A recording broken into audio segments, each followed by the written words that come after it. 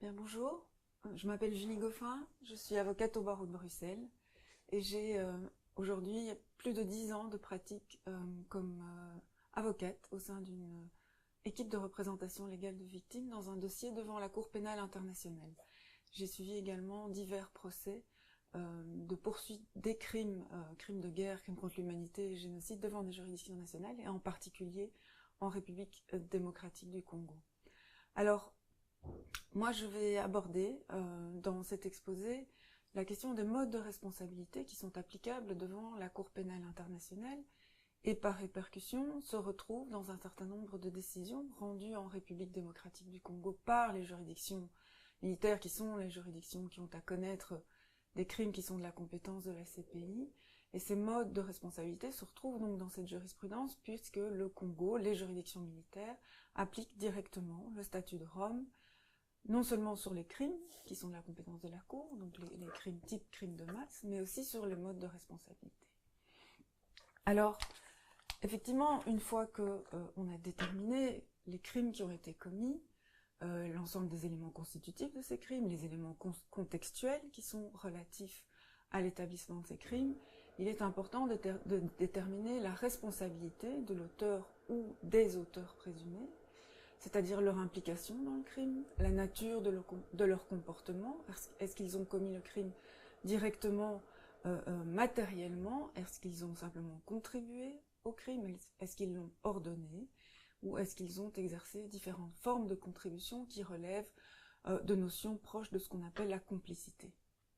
Voilà, il est donc important de pouvoir déterminer effectivement le mode de responsabilité de la personne qui est poursuivie dans ce type de crime, et c'est ce que je vais essayer d'expliquer maintenant, en tout cas de passer en revue les types de responsabilités qui sont établis devant la Cour pénale internationale en ce qu'elles peuvent être utiles devant les juridictions militaires congolaises. Alors, une petite remarque préliminaire relativement à la responsabilité et aux différents modes de responsabilité. Nous sommes ici dans des cas de responsabilité donc bien individuelle qui s'établissent indépendamment de toute responsabilité étatique, pour lesquels il n'y a pas d'obstacle lié aux fonctions officielles, c'est l'article 27 du statut de Rome,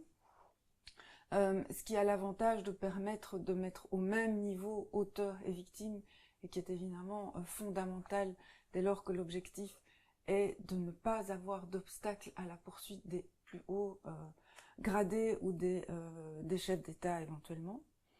Je l'ai dit, c'est une responsabilité individuelle qui s'oppose à la responsabilité étatique, qui peut être établie par ailleurs, et qui est extrêmement importante dans les cas de crimes de masse, notamment parce qu'il est important de ne pas stigmatiser une communauté entière, et que dans de tels contextes, la responsabilité des individus, indépendamment des responsabilités organiques ou des responsabilités de l'État éventuellement, est extrêmement importante.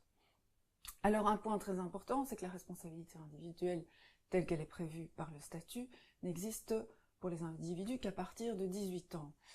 Et c'est un point important, je me permets d'évoquer à cet égard le dossier Le procureur contre Germain Katanga et Mathieu Ngudjolo, dans lequel il existait deux groupes de victimes, à savoir les victimes qui avaient subi, lors de l'attaque qui fait l'objet du dossier, des meurtres, des attaques contre leur domicile et des pillages, donc les victimes entre guillemets ordinaires, et puis également les victimes enfants soldats, qui pouvaient être des personnes qui avaient commis ou contribué aux crimes contre les victimes ordinaires, mais qui étaient néanmoins considérées comme des victimes, parce qu'ils avaient été enrôlés ou utilisés de force par les accusés. Et ils étaient considérés comme victimes et ne pouvaient en aucun cas être considérés comme auteurs, puisqu'ils avaient au moment des faits moins de 18 ans, et en l'occurrence moins de 15 ans, ce qui permettait de leur accorder le statut d'enfant soldat. Alors, un élément important également, c'est le principe de l'imprescriptibilité, donc des crimes dont il était question, tel que posé à l'article 28. Et alors, un autre élément important également, sur lequel je reviendrai ultérieurement, c'est l'article 30, relatif à l'élément moral, des crimes et qui pose la nécessité que l'infraction ait été posée avec intention et connaissance. Et je reviendrai sur ces deux éléments dans les différentes formes de responsabilité donc que je vais aborder. Alors, deux décisions phares dans le statut de Rome quant à la responsabilité individuelle telle qu'elle est posée tout d'abord par l'article 25 du statut, qui prévoit différents modes de commission et participation, et je vais les détailler, et puis l'article 28 qui est relatif à la responsabilité du chef militaire ou du supérieur hiérarchique. Donc je vais aborder successivement ces deux dispositions, article 25 d'un côté, article 28 de l'autre, et comment les différents critères permettant d'établir ces responsabilités ont été définis dans la jurisprudence de la Cour pénale internationale. Alors, l'article 25, tout d'abord, qui est considéré comme un article évidemment clé en matière de responsabilité, qui contient les différents modes de responsabilité qui, je l'ai dit, touchent à la fois d'une part à la commission en tant que telle et d'autre part aux différentes formes de contribution, de participation à la commission des crimes. On parle de responsabilité principale ou accessoire, de responsabilité du perpétrateur et ou de responsabilité accessoire. On a donc deux volets au sein de cet article 25 qui sont représentés d'une part par l'article 25.3a, donc la commission, qui elle-même s'opère selon trois modes que je vais développer, et puis l'article 25.3b, c et d, qui sont les différentes formes de contribution, non pas de commission, mais de contribution à la commission des crimes. Il est donc évidemment important, dans cette espèce d'éventail de formes de responsabilité, de pouvoir déterminer précisément où se situe l'auteur ou les auteurs présumés et les personnes poursuivies et accusées. Alors, premier volet, c'est donc l'article 25.3a, qui est donc relatif à la commission elle-même, qui comprend trois formes de commission, qui sont, pour les simplifier au maximum, la commission directe, la commission conjointe directe et la commission indirecte. Alors, se retrouvent sous cet article 25.3a trois situations types, c'est-à-dire celui qui exécute physiquement l'infraction, celui qui exerce un contrôle sur le crime parce qu'il lui a assigné des tâches essentielles dans la commission de ce crime, et celui qui exerce un contrôle sur la personne qui va effectivement exécuter physiquement le crime. Alors, première hypothèse, première possibilité, la commission directe, physique, matérielle du crime, c'est donc la personne, l'auteur, qui commet directement physiquement le crime. C'est un scénario, je dirais peut-être le plus basique, le plus simple, le plus facile à identifier. Il y a une exécution directe matérielle des éléments de l'infraction, avec, comme je l'ai dit avant, cette nécessité d'intention et de connaissance telle qu'elle est posée par l'article 30 du statut, qui est donc l'élément moral subjectif de la commission de l'infraction, c'est-à-dire l'intention évidemment d'adopter le comportement en question, de commettre le crime, et la connaissance des circonstances de fait, et du fait que ces circonstances entraînent nécessairement certaines conséquences quant à la commission du crime dans leur cours normal. Alors, vous trouverez un certain nombre d'exemples et de précisions quant aux actes qui peuvent constituer effectivement des exemples de commission directe, notamment dans toute une série de décisions relatives à la confirmation des charges rendues par la Cour pénale internationale, notamment dans les premières affaires devant cette Cour, comme l'affaire Lubanga, l'affaire Germain Katanga, et même encore récemment, dans une des dernières décisions que je citerai ultérieurement pour d'autres exemples, rendues par la Cour pénale internationale, dans le deuxième dossier qui s'est ouvert relativement à la situation du Mali, le dossier Alassane, et dans lequel la Chambre énonce un certain nombre d'actes qui ont été effectivement commis directement sur la base donc de l'article 25.3a, première hypothèse, à savoir notamment par exemple le fait d'asséner des coups de fouet qui est qualifié donc de torture. On a là donc une commission direct. 25.3a, première hypothèse. Alors j'en viens à la deuxième possibilité ou mode de responsabilité couvert par l'article 25.3a, qui est la commission conjointe directe, qui est l'hypothèse de co-auteur, et qui suppose un certain nombre de prérequis, d'éléments qui doivent être établis par le procureur s'il veut pouvoir s'appuyer sur ce mode de responsabilité, et en particulier deux éléments fondateurs qui sont d'abord l'existence d'un plan commun. Ils font donc un plan commun entre différents auteurs, je vais revenir sur cet élément, et puis une contribution essentielle pour chacun des co-auteurs, ou en tout cas pour ceux qui sont poursuivis, une contribution essentielle à la réalisation de ce plan, et donc forcément à la commission des crimes, du ou des crimes. Alors, premier élément, le plan commun. Le plan commun peut être exprès ou tacite, il peut être préparé de longue date, anticipé, ou il peut venir de façon claire dans le cours des événements. Il suppose une coordination entre les co-auteurs et une coordination qui du coup permet une imputation réciproque des crimes qui auront été commis réciproquement donc à chacun des co-auteurs. Alors, ce plan doit avoir un élément essentiel qui est un élément essentiel de criminalité, puisqu'il doit pouvoir être démontré qu'il était certain que ce plan avait pour but d'aboutir à la commission d'un ou de plusieurs crimes.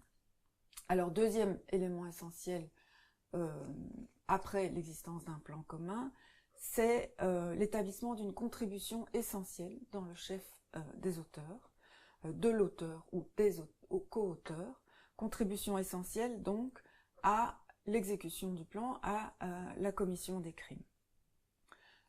C'est un élément qui va être établi au cas par cas, en ayant réellement, sur base d'un examen, des faits de la cause, et qui va dépendre du rôle, des tâches, et vraiment, oui, du rôle exercé par ce co-auteur dans la réalisation, dans l'exécution de ce plan commun. Ça veut dire que nous ne sommes pas ici dans une hypothèse qui nécessite que le co-auteur soit nécessairement présent sur les lieux. Sa présence sur les lieux n'est pas essentielle. Ce qui est important, c'est le rôle qu'il a joué dans l'exécution du plan commun, avec un élément qui est très important, c'est la démonstration du contrôle sur le crime et la possibilité de stopper l'exécution donc du crime. Quant à l'élément subjectif, donc l'élément moral de l'infraction au sens de l'article 30 dont je vous ai parlé antérieurement, donc on est toujours dans le critère d'une intention et d'une connaissance telle que posée de façon globale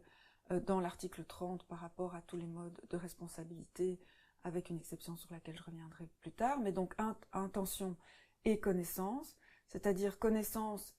de l'existence et des circonstances qui ont permis l'établissement effectivement du plan commun et du fait que ce plan commun aboutira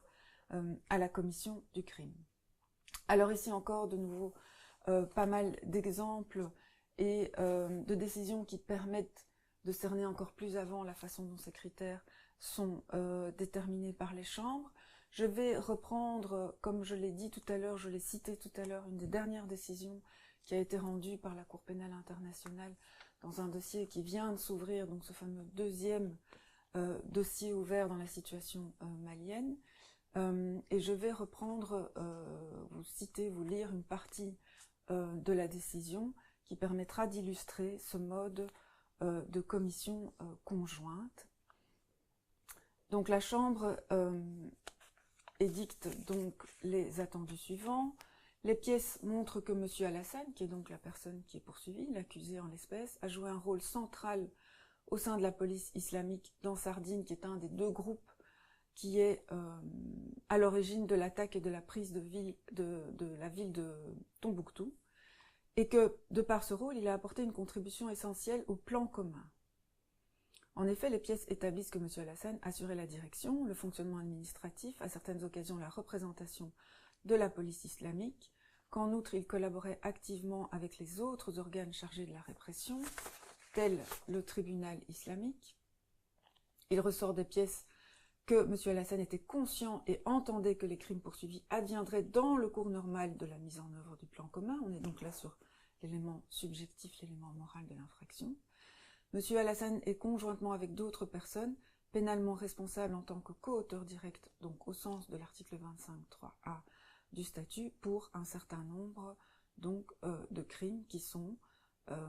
notamment le viol, l'esclavage sexuel, persécution pour des motifs religieux et sexistes, autres actes inhumains au titre de crimes contre l'humanité et un certain nombre d'actes également au titre de crimes de guerre. On a donc dans cette décision, dont je vous donnerai la référence, l'ensemble des éléments constitutifs que je viens d'évoquer et qui permettent effectivement de retenir cette notion de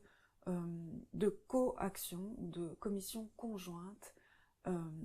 directe avec un plan commun et une contribution essentielle dans ce plan commun, à nouveau sans besoin d'une présence physique directe à l'endroit où se commettent matériellement les crimes. Alors j'en viens à la troisième hypothèse de l'article 25.3a, donc le troisième mode de commission, finalement, et non pas de contribution, mais bien de commission des crimes, celui du co-auteur indirect. Alors, on est là dans l'hypothèse de l'auteur intellectuel qui utilise un exécutant comme auteur direct, physique, matériel des crimes. Alors, c'est un mode de responsabilité qui a fait l'objet d'un certain nombre de précisions, de développement dans le deuxième dossier qui s'est ouvert devant la Cour pénale internationale, à savoir le dossier le procureur contre Germain Katinga et Mathieu Ngudjolo. Vous trouverez dans le jugement acquittant Mathieu Ngudjolo des précisions sur le raisonnement de la Chambre par rapport à ce mode de responsabilité. Je vais reprendre ici les éléments essentiels, effectivement, de cette jurisprudence. On a trois éléments fondamentaux, puisque,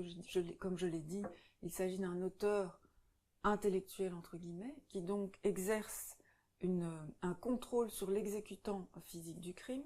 Il faut donc une organisation. Il est nécessaire que soit établie l'existence d'une organisation au sein duquel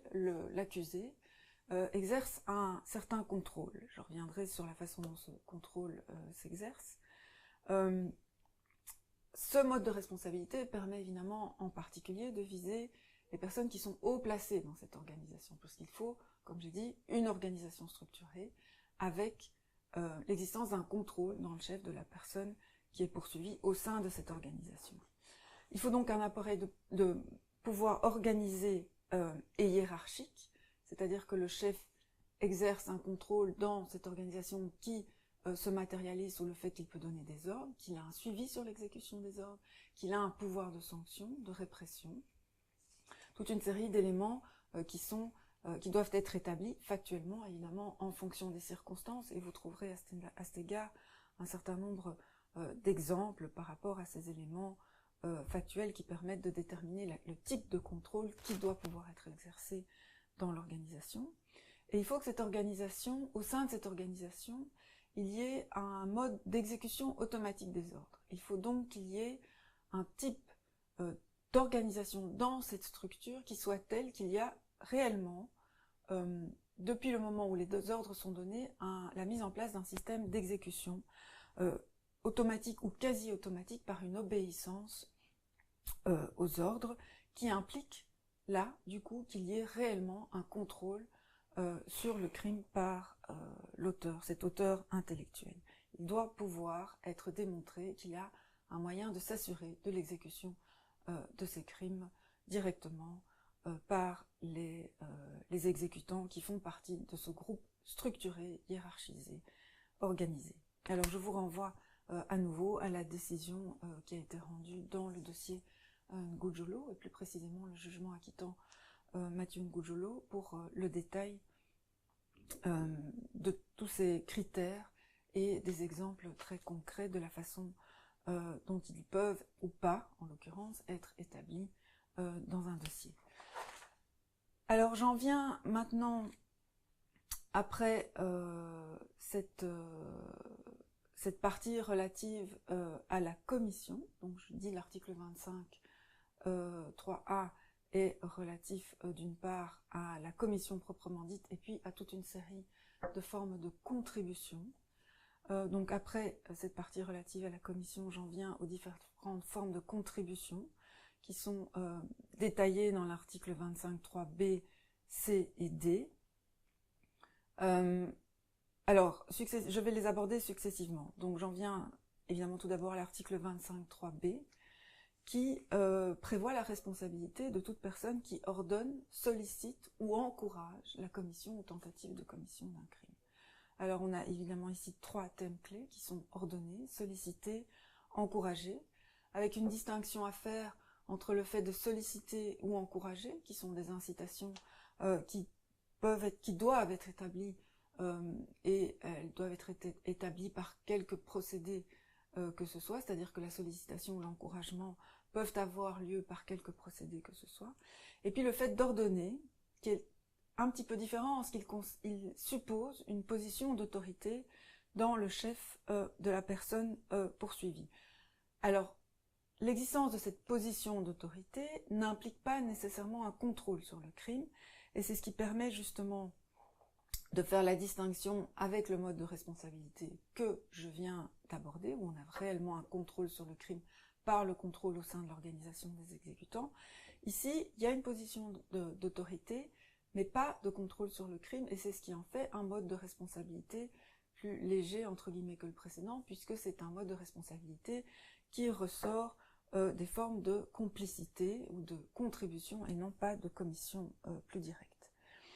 Alors même s'il n'y a pas de contrôle sur le crime qui doit être démontré, il faut néanmoins quand même un lien de causalité, c'est-à-dire qu'il faut avoir ordonné, sollicité ou encouragé le crime avec néanmoins quand même la démonstration d'un lien de causalité avec le crime, qui peut se démontrer éventuellement à contrario, c'est-à-dire que si il est établi que l'auteur en réalité n'a pas été fondamentalement influencé par cet ordre, cet encouragement ou cette sollicitation, et que le crime aurait eu de toute façon lieu, on se retrouve alors plutôt dans le cas d'une incitation morale qui relève alors du mode de responsabilité que je vais aborder maintenant, mais pas de ce mode de responsabilité propre au fait d'ordonner, solliciter ou encourager. Alors ici encore, je vais vous donner quelques exemples que je tire toujours de cette décision rendue récemment dans le dossier Alassane, donc dossier malien, où la Chambre nous dit « Les pièces montrent que M. Alassane, de par son autorité de commissaire de facto de la police islamique, sa participation directe à la commission des crimes susmentionnés, on a parlé avant de la commission directe, sa participation au plan commun, on a parlé avant du mode de commission via l'existence d'un plan commun, donc ça ce sont des modes de commission directe,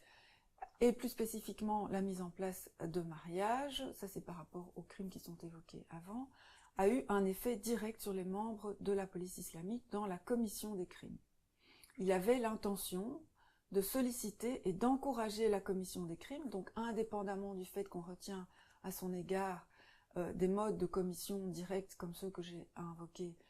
évoqués avant, il y a aussi à son égard des modes de responsabilité liés donc au fait de solliciter, d'encourager la commission des crimes en question, et qu'il était au minimum conscient que les crimes seraient commis dans le cours normal des événements en conséquence de la commission de son acte et de son événement. On est de nouveau donc ici dans les éléments subjectifs, l'élément moral de la commission de l'infraction. Il est donc reconnu coupable non seulement, et ça j'en ai parlé avant, pour avoir commis un certain nombre d'actes, mais aussi pour avoir sollicité, donc dans une forme de complicité finalement, sollicité et encouragé la commission d'un certain nombre d'autres actes. De nouveau, je vous donnerai les références de cette décision pour que vous puissiez directement y trouver un certain nombre d'éléments éclairants. Alors, j'en viens maintenant à une autre forme de contribution à la commission des actes, qui est celle prévue à l'article 25.3c, qui donc prévoit la possibilité de poursuivre une personne qui agit en vue de faciliter la commission ou la tentative de commission du crime. Cette facilitation dans la commission intervient par le fait qu'elle apporte son aide, son concours ou toute autre forme d'assistance donc à cette commission ou tentative de commission. Il n'est pas nécessaire dans cette forme de complicité, de contribution à la commission du crime, que l'auteur principal soit identifié. Ici encore, pas de contrôle sur le crime, on a uniquement une contribution qui relève de la facilitation à la commission. Pas de contrôle sur le crime, mais nécessairement, comme pour la précédente, l'existence forcément d'un lien de causalité, et qui est lui évalué de façon assez variable par les chambres préliminaires qui se sont prononcées notamment en matière de confirmation des charges. De nouveau, je vous donnerai les références, et vous pourrez aller trouver là dans ces décisions de confirmation des charges des éléments complémentaires qui permettront de définir un peu mieux ce mode de contribution, et en particulier sur le lien de causalité avec la commission du crime, qui est évalué, lien de causalité qui est évalué de façon variable d'une décision à l'autre. Toujours cet élément subjectif et moral par rapport à la commission de l'infraction d'intention et de connaissance, avec une intention spécifique ici, puisque l'intention porte en particulier sur l'intention de faciliter cette commission du crime. Alors, j'en viens maintenant au dernier élément, à la dernière forme, finalement, de contribution ou de participation à la commission du crime, dernière forme de responsabilité envisagée à l'article 25, sous réserve de ce que je dirais après relativement au génocide et à la tentative de commission. Mais donc, on a après cet article 25.3b, article 25.3b, une troisième forme de contribution qui est celle de l'article 25.3d, qui est relative à la possibilité donc de poursuivre toute personne qui contribue de toute autre manière, donc toute autre manière que celle prévue à l'article 25.3b et c, à la commission ou tentative de commission par un groupe de personnes agissant de concert.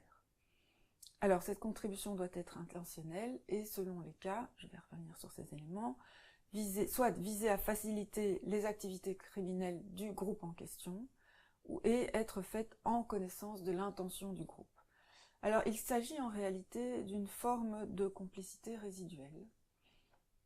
d'une disposition qu'on appelle un peu disposition poubelle de la complicité, des formes de complicité, et donc qui vise à poursuivre les personnes qui finalement ne rentreraient pas dans les formes de responsabilité dont j'ai parlé avant, qui n'auraient pas porté une aide ou une assistance du type de celle que j'ai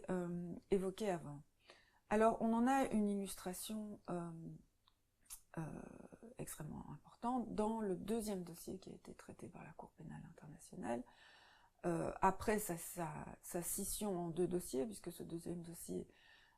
était le dossier du procureur contre Germain Katanga et Mathieu Ngudjolo, que ce dossier a été scindé en deux dossiers après requalification du mode de responsabilité justement à l'égard de Germain Katanga, et pour lequel un mode de responsabilité qui est celui précisément de ce 25.3d a finalement été retenu. Je vous renvoie donc au jugement qui a été prononcé à l'encontre de Germain Katanga en mars 2014 et dans lequel vous trouverez tous les éléments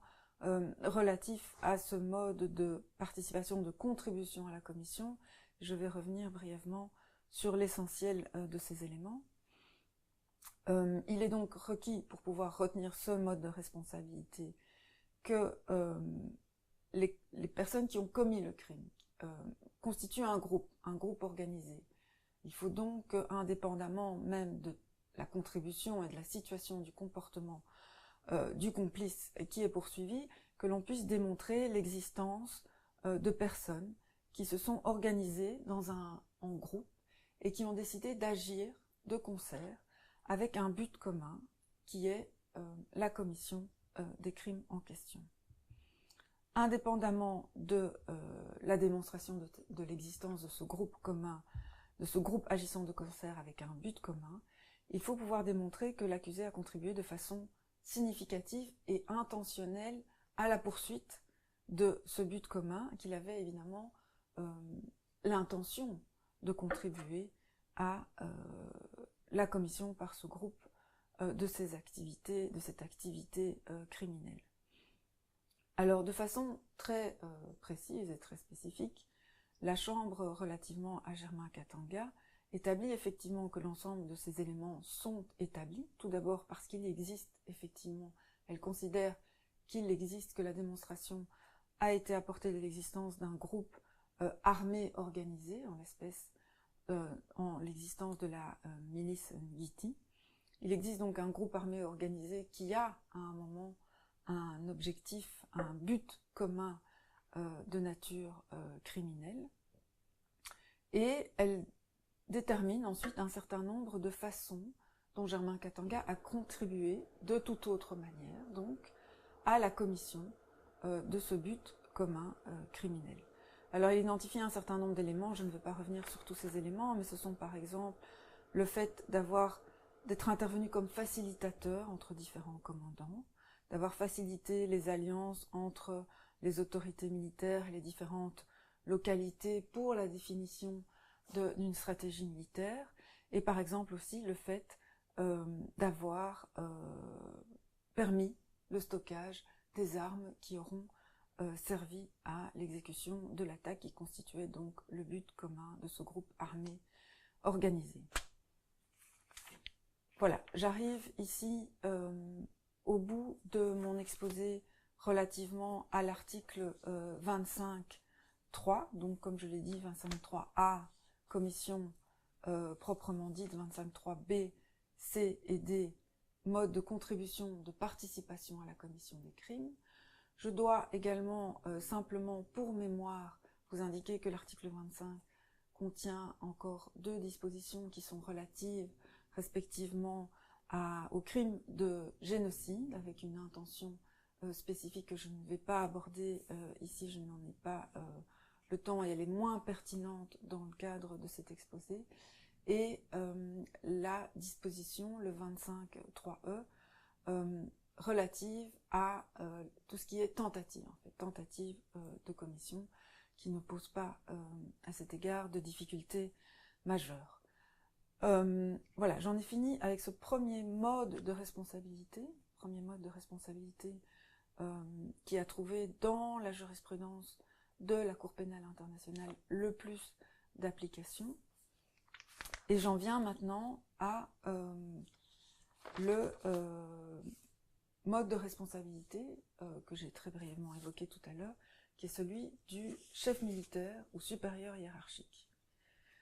Alors c'est un mode de responsabilité qui était déjà présent dans les statuts des tribunaux pénaux internationaux ex-Yougoslavie et Rwanda, qui est même antérieur à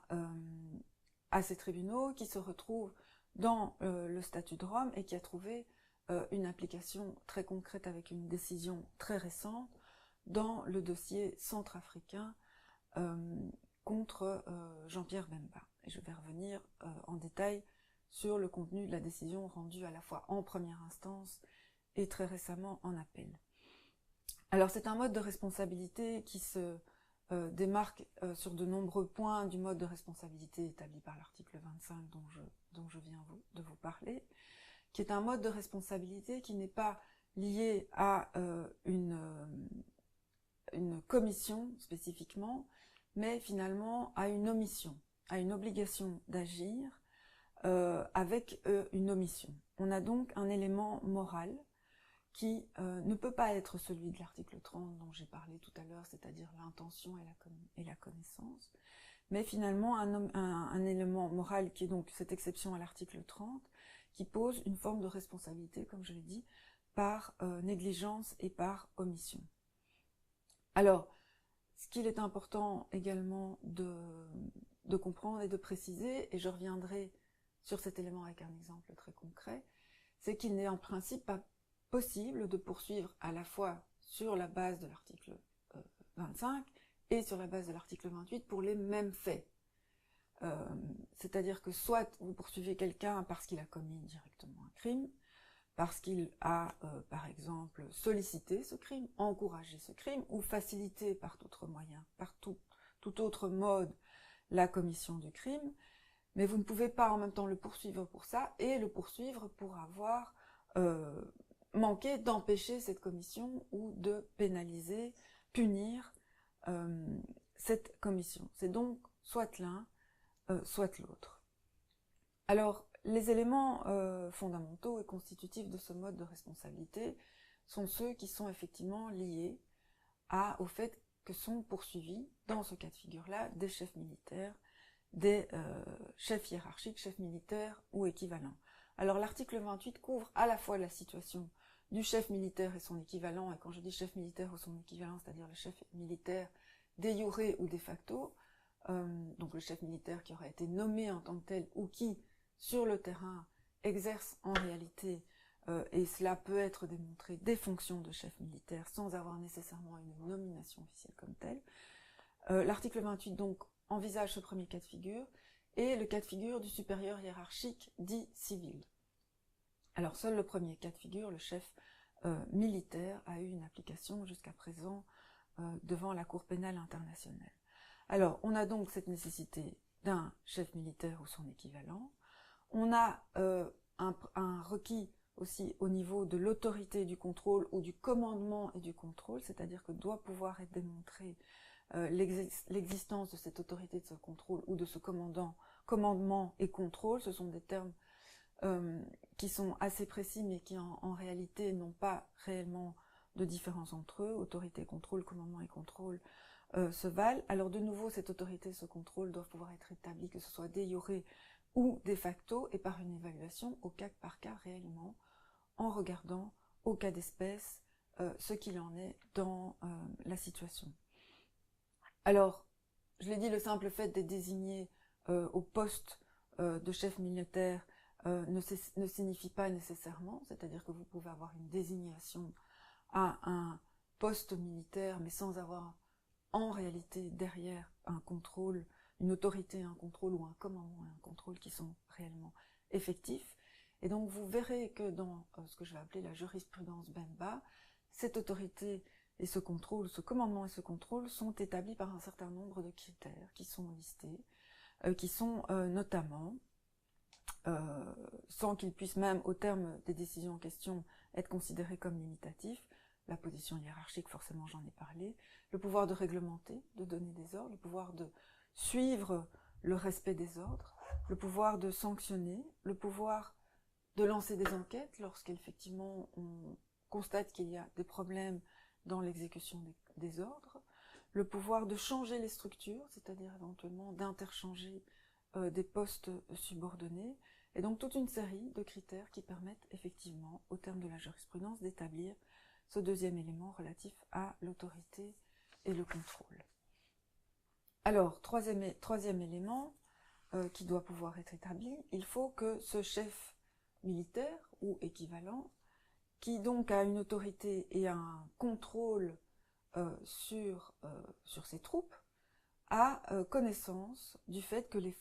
ses troupes commettaient ou étaient sur le point de commettre les crimes. Il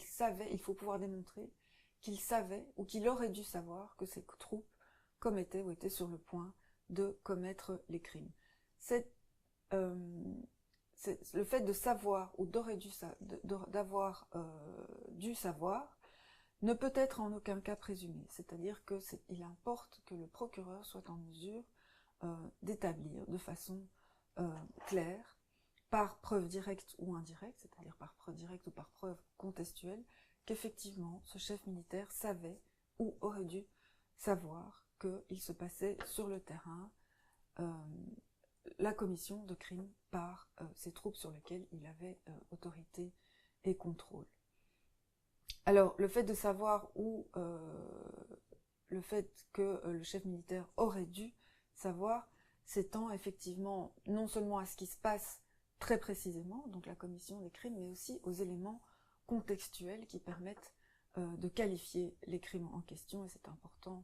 par rapport effectivement à tous les éléments de qualification des crimes précisément. Alors, autre élément important, et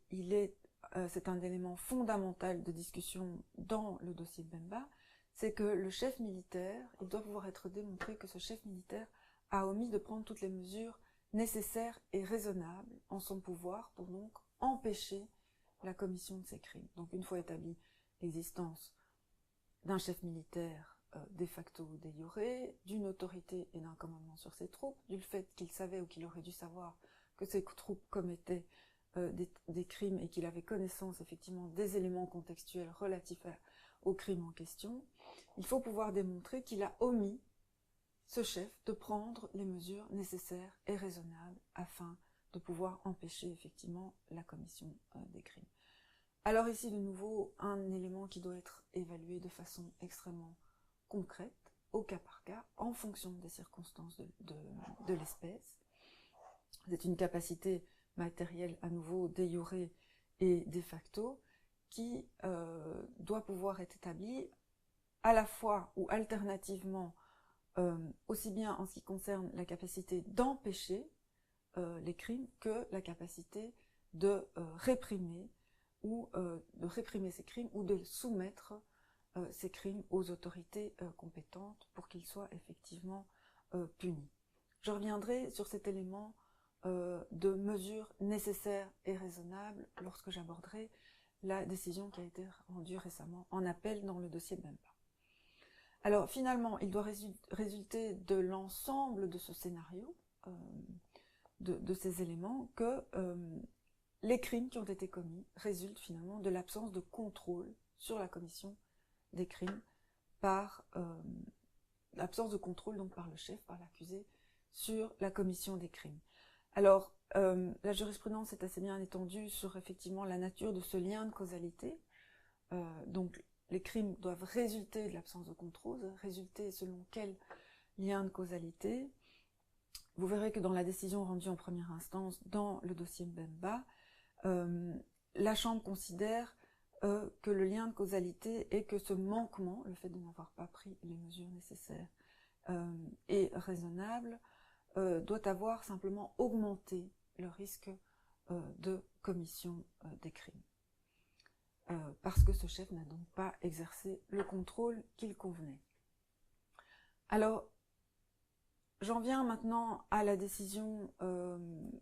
rendue en appel dans le dossier Bemba, décision rendue très très récemment,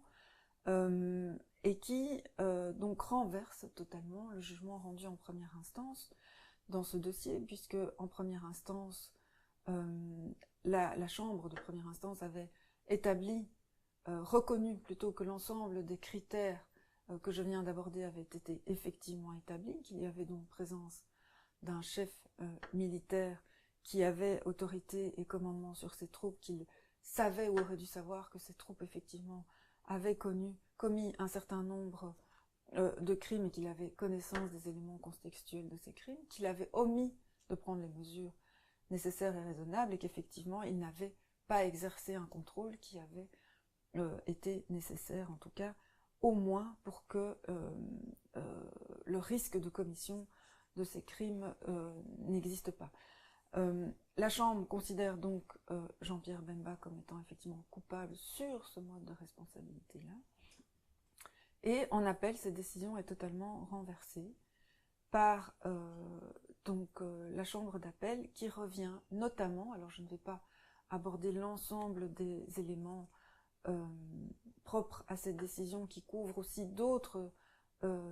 aspects que spécifiquement la responsabilité du supérieur hiérarchique et l'article 28, mais la Chambre revient précisément sur ce mode de responsabilité 28 en ce qui concerne donc les mesures nécessaires et raisonnables dont je vous ai parlé tout à l'heure. Elle considère en fait que Jean-Pierre Bemba a pris les mesures nécessaires et raisonnables et que la Chambre de première instance s'est trompée dans son évaluation quant à l'existence ou pas de mesures nécessaires et raisonnables prises dans le chef de Jean-Pierre Bemba. Alors, elle revient, je vais aborder assez rapidement cette décision qui est relativement longue, mais je vais revenir sur les éléments finalement les plus essentiels de cette décision. Elle repose les principes de façon très précise avant de les aborder dans le cas d'espèce. Donc elle repose vraiment le principe que la capacité de prendre toutes les mesures nécessaires et raisonnables sont intrinsèquement liées à la capacité matérielle, donc vraiment réellement sur le terrain, du chef de prévenir les crimes ou de les réprimer. Elle insiste sur le fait qu'il faut vraiment, définitivement, que le procureur établisse et que la Chambre examine les mesures qui sont de façon très précise à disposition du chef à ce moment-là, et les crimes dont il avait connaissance. Donc il faut vraiment un examen au plus proche du terrain et du réel et du concret, des mesures à disposition en fonction de la situation du chef militaire dans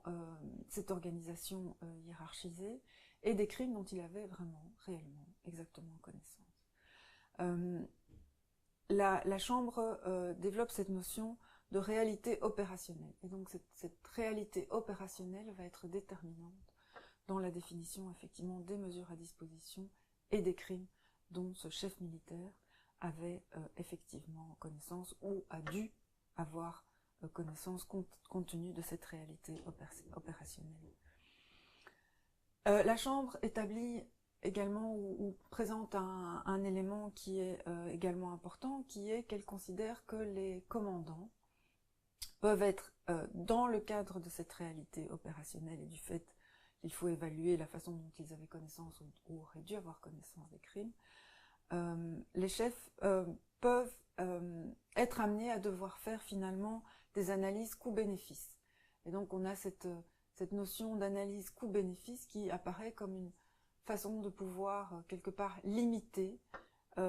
les capacités du supérieur hiérarchique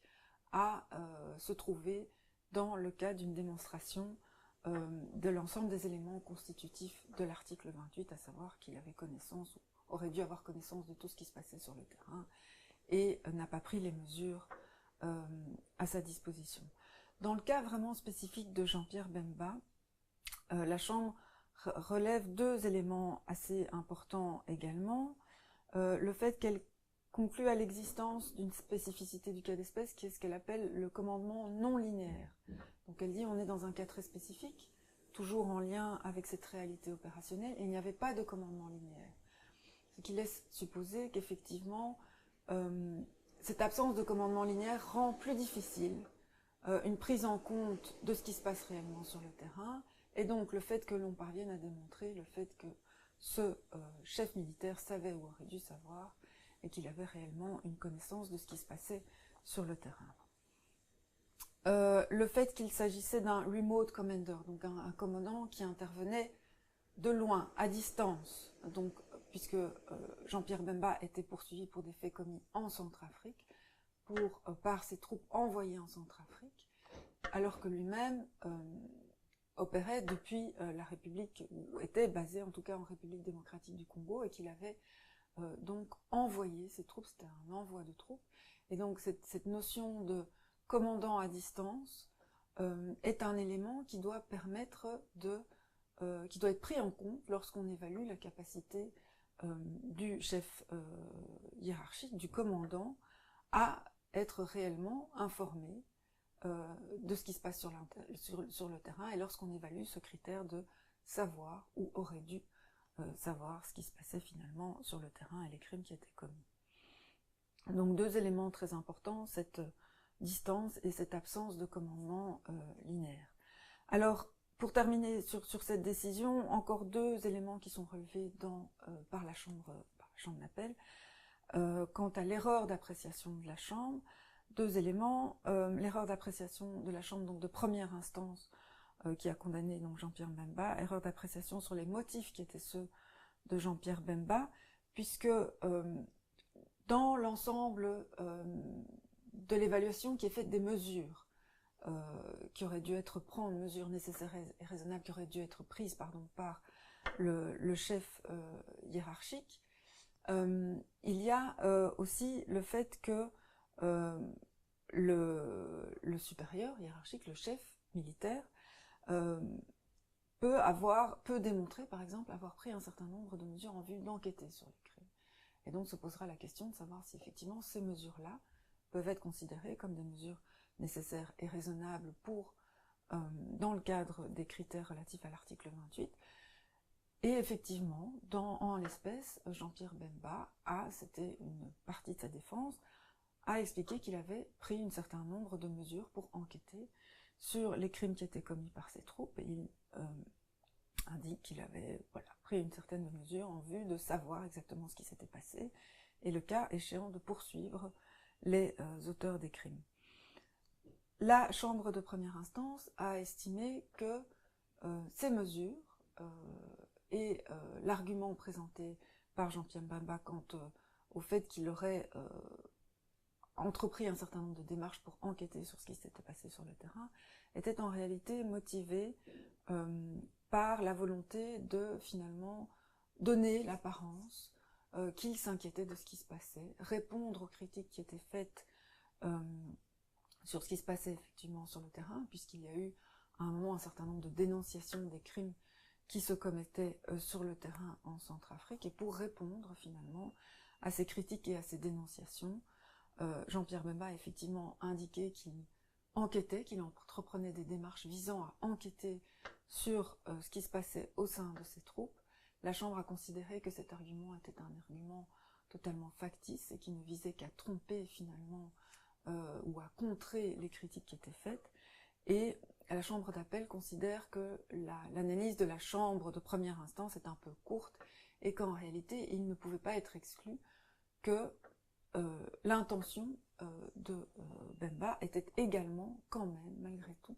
d'enquêter, et qu'il aurait fallu prendre en compte cet élément qui pouvait être déterminant dans l'établissement ou non que des mesures nécessaires et raisonnables avaient été prises. L'autre élément, et je terminerai là-dessus, qui, selon la Chambre d'appel, relève d'une appréciation de la Chambre de première instance, c'est l'ensemble des mesures qu'on lui demande de pouvoir d'avoir établi en termes de mesures nécessaires et raisonnables et qui correspondent à un éventail de crimes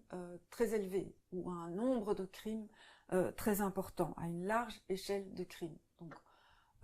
alors qu'en réalité, au final, il est condamné sur un nombre de crimes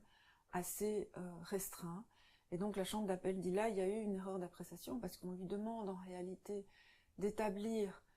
qu'il a pris des mesures qui correspondraient à la commission d'un très très grand nombre de crimes, donc des mesures qui visent à couvrir un éventail de crimes assez large, donc des mesures importantes, alors qu'au final, il n'est que condamné que sur un nombre, selon la Chambre d'appel, limité de crimes. Voilà un petit peu pour ce qui est de la décision de la Chambre d'appel et de ce qu'on peut retirer de la décision définitive maintenant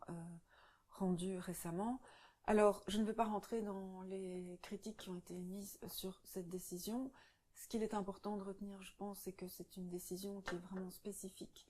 au cas d'espèce, qu'elle a été rendue par 3 juges de la Chambre d'appel sur 5, les 2 autres juges ayant rendu des opinions dissidentes, et que donc il sera extrêmement important maintenant de suivre la jurisprudence et de voir dans quelle mesure cette jurisprudence Bemba se voit confirmée ou pas, compte tenu des éléments dont je viens de vous faire part, par les décisions ultérieures en appel, lorsqu'il s'agira pour cette chambre de se prononcer sur le mode de responsabilité du chef militaire ou supérieur hiérarchique. Alors, j'en arrive maintenant au dernier point de mon exposé, et je voudrais à cet égard aborder une décision rendue par une juridiction congolaise, et ça me permettra de faire un lien finalement entre les 2 modes principaux de responsabilité que j'ai abordés, donc celui de l'article 25 avec toutes ses variantes et l'article 28, et qui est la décision rendue par le tribunal de garnison militaire de Bunia dans le dossier Kakado, qui est un dossier relativement connu, important en RDC, qui est un dossier qui a été rendu donc dans la province de l'Ituri, Kakado étant le chef spirituel et militaire du FRPI, qui est une milice, qui est d'ailleurs la milice à laquelle appartient Germain Katanga, qui est un dossier dont je vous ai parlé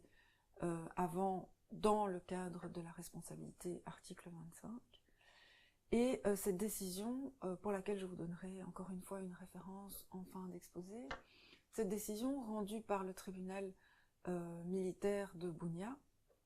dans ce dossier Kakado dans lequel il était poursuivi pour crimes de guerre, crimes contre l'humanité, pour des faits qui sont similaires à ceux pour lesquels d'ailleurs Germain Katenga était poursuivi à la base, et donc pour un certain nombre de crimes commis par le groupe armé, par la milice au cours d'attaques contre des localités, poursuivi donc devant les juridictions militaires. Les magistrats retiennent à l'encontre de Kakado le mode de responsabilité article 28, donc chef militaire de facto,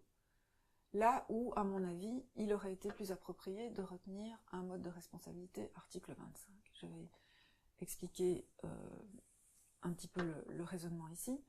Le tribunal militaire considère que Kakado avait sous son autorité et sous son contrôle les combattants Ngiti du groupe armé en question, du FRPI, et note l'intérêt de l'article 28 dans le statut de Rome en disant l'article 28 vise précisément le chef militaire, de facto ou de jure, qui donc exerce une autorité et un contrôle, j'ai parlé de tous ces critères, et donc est particulièrement approprié pour poursuivre Kakado en l'espèce. Et il est condamné sur base de l'article 28, donc le chef militaire, effectivement, qui exerce un contrôle sur les combattants Ngiti, le FRPI. Or, tout en retenant cet article 28, au terme du mode de responsabilité,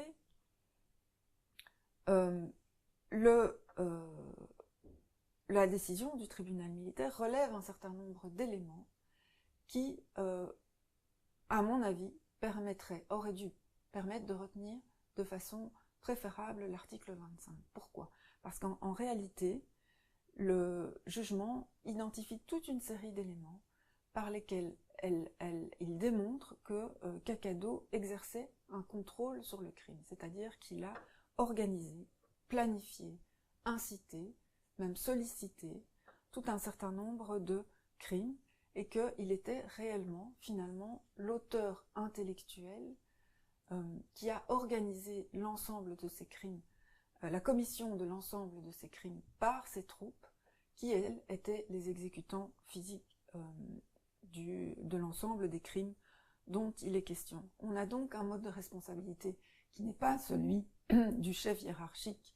ou du chef militaire plutôt, qui a omis de prendre les mesures nécessaires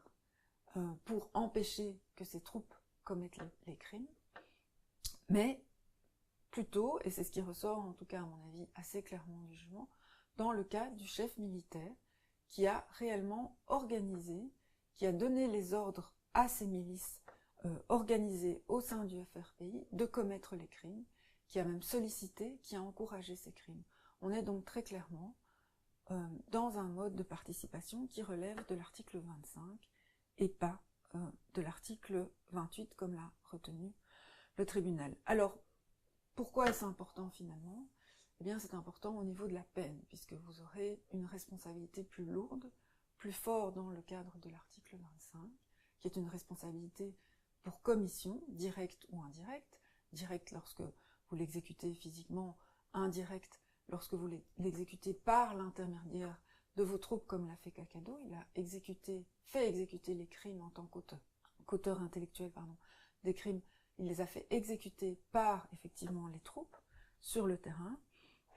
Vous encourez, dans ce cas de figure-là, une responsabilité plus lourde, et cela va se répercuter sur la peine, plus lourde que le chef militaire qui a omis de prendre les mesures nécessaires.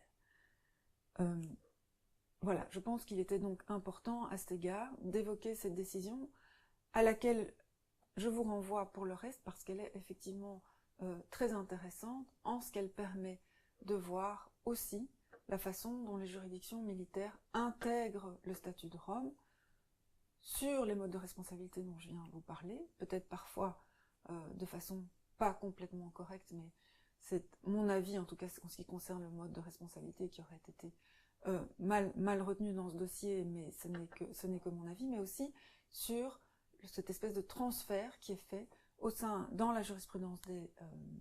des juridictions militaires congolaises du statut de Rome aussi sur les éléments constitutifs du crime.